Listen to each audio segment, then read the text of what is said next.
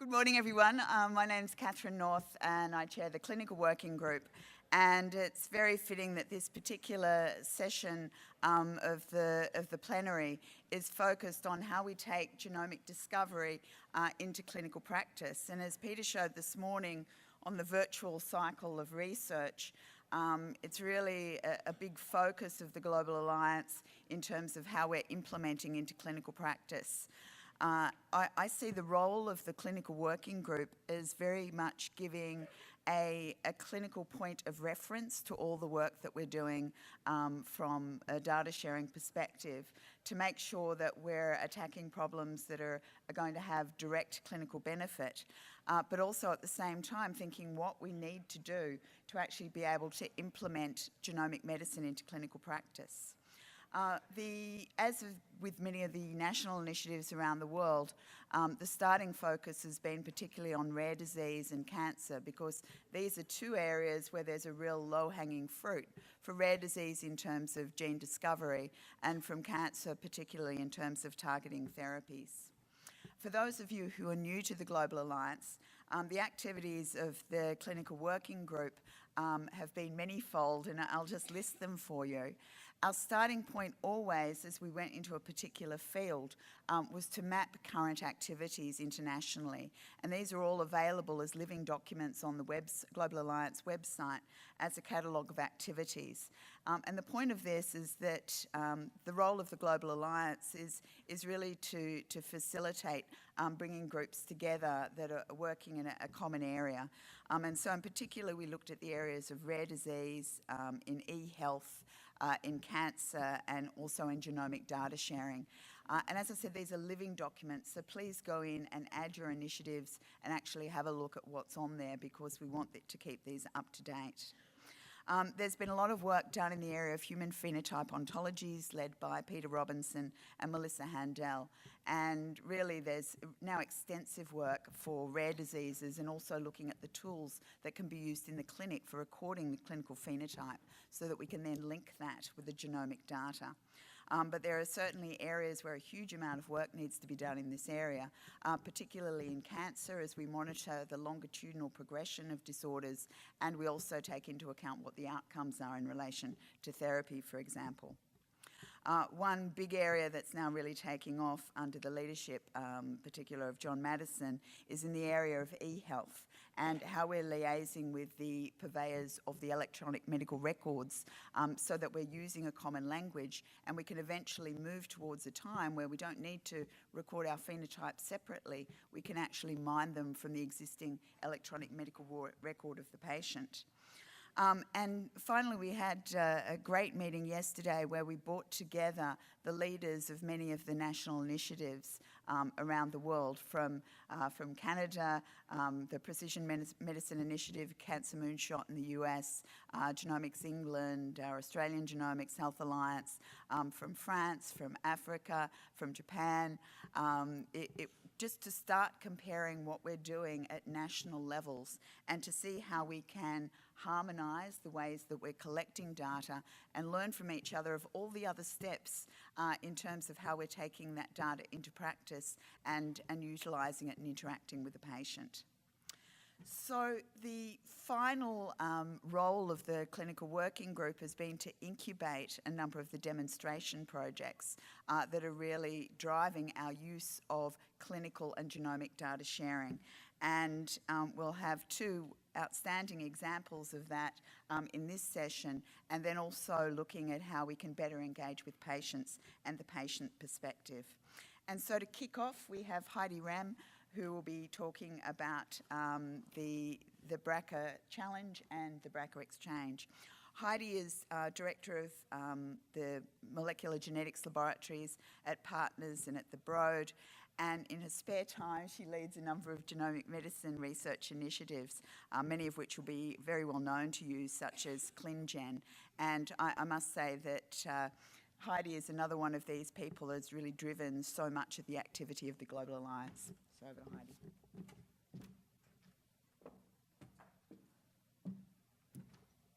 Thank you, Kathryn. It's a great pleasure to be part of this outstanding effort that's so critical to our community. And it's also a pleasure to specifically speak on behalf of a lot of people that have worked on a project that we call the BRCA Challenge, one of the demonstration projects. And the main goal of this project is really to improve the care of patients at risk for breast and ovarian cancer, with the goal of creating a decentralized global public repository to assist in the analysis of BRCA1 and BRCA2. And we have several sort of tasks within this effort. One is to share data publicly.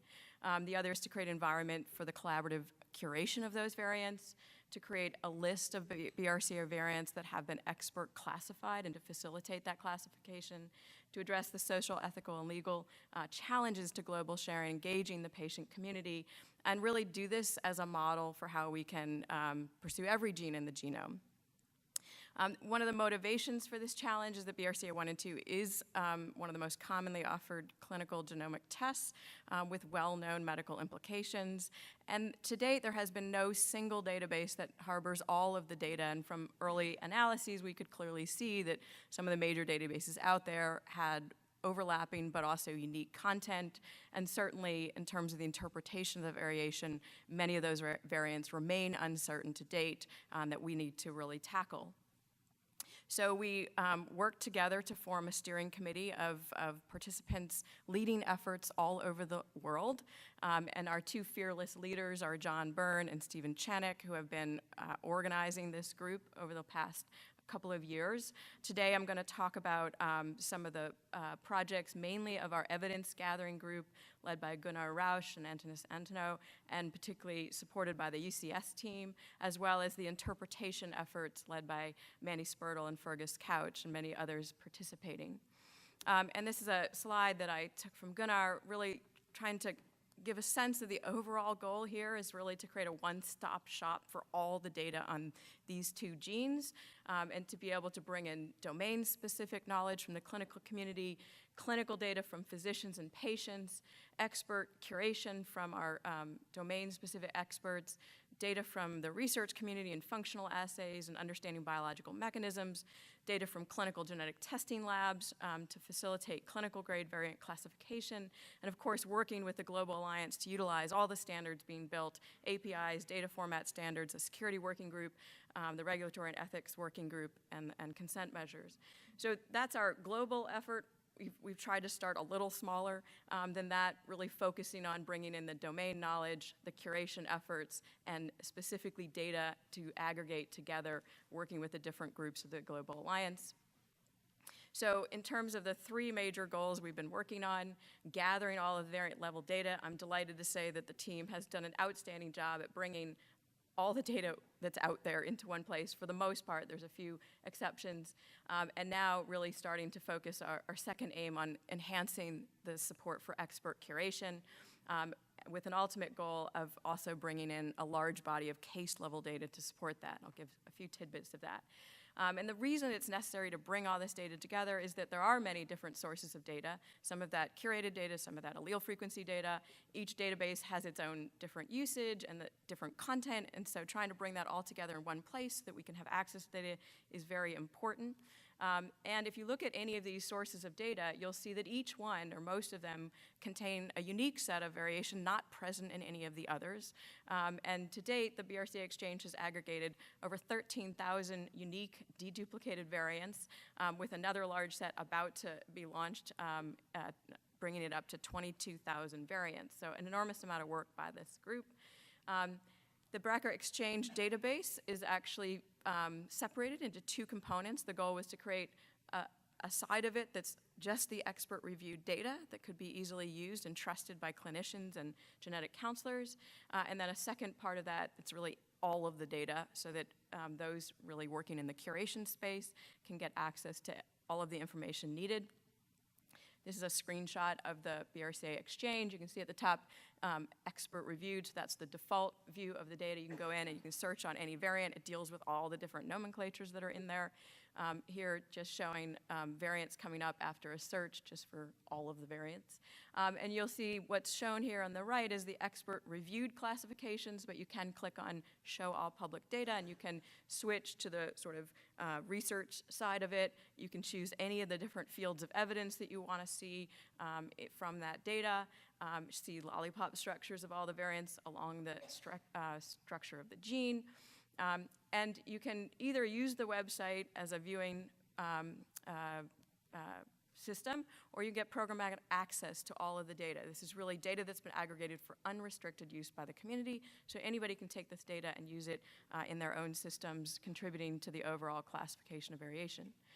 This website has gotten lots of public use from all around the world, and we also have now a web page that you can actually sign up to show your support for this project. Hundreds of people all around the world have already signed up, and we encourage all of you in this room to sign up as well. And most of the effort on this BRCA Exchange website has been done particularly by the UCS team and Gunnar's group, as well as with input from all of our steering committee and the work groups of the Global Alliance. So a tremendous amount of work to date. We also have a lot of effort in the interpretation side, as I mentioned, led by Mandy Spurtle and Fergus Couch, and that really weighs heavily on the efforts of the Enigma Consortium.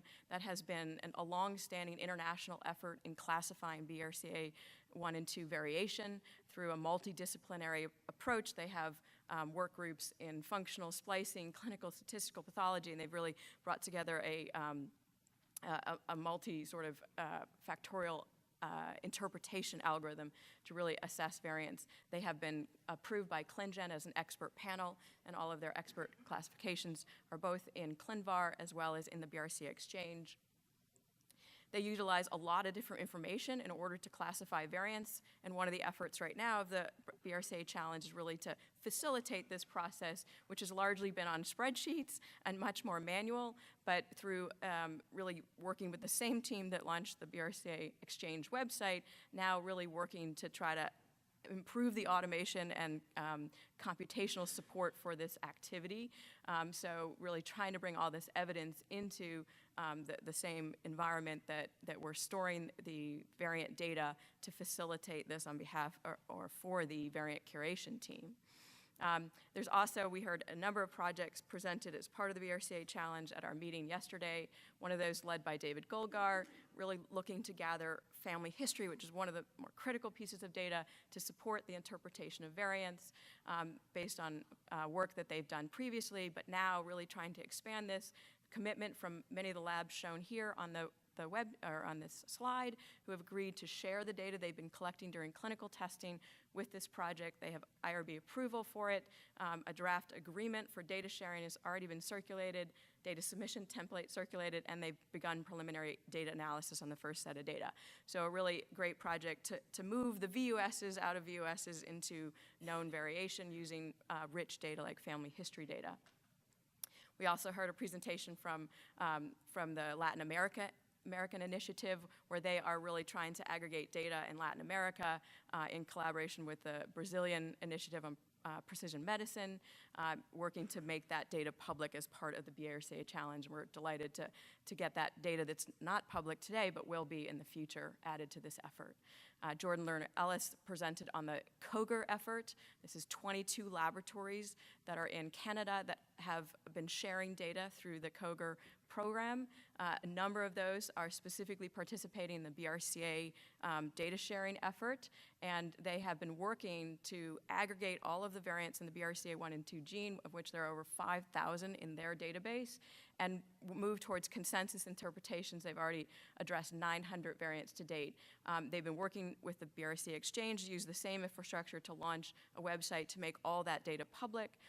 That data will be part of the Beacon network. It will also be submitted to Clinvar, and this is a pilot project of the CanShare effort funded by Genome Canada, led by Jordan Lerner Ellis, Kathleen Rose-Zakor, and Matt Lebo, as well as efforts of the entire working group of the Koger network.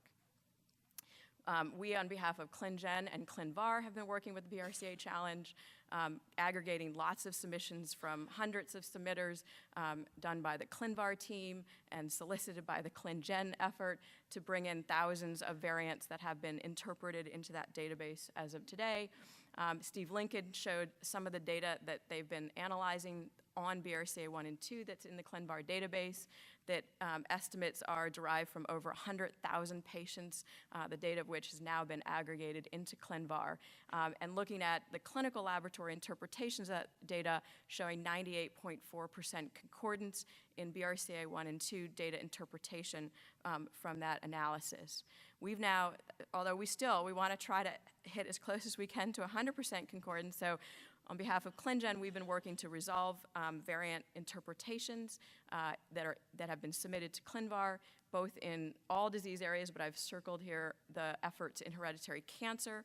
To date, we've been able to, through that effort, resolve 87% of variants, moving towards now only 2% discordance in medically significant interpretations of data submitted through these 4 major laboratories, submitting over 50,000 interpretations into Clinvar.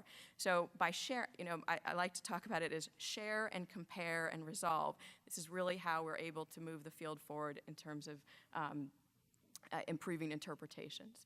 So I'm going to stop there, and I'd just like to really thank all of the laboratories and researchers who have voluntarily and openly shared their data for unrestricted use. It's incredibly important, and we value your contributions. And also to thank those of you who have contributed your time to support the BRCA Challenge. Some of you are supported, but most of us are not supported specifically for this project. So I thank you from the bottom of my heart for your time that you contribute. And I have to just say, we are helping improve the care of individuals and their families, as we heard so well from Anna Kuwata in her talk yesterday. So I'm going to stop there. I'm happy to take any questions. Questions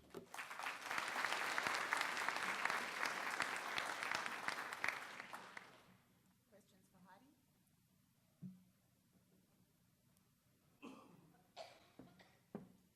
I'll just ask an opening question.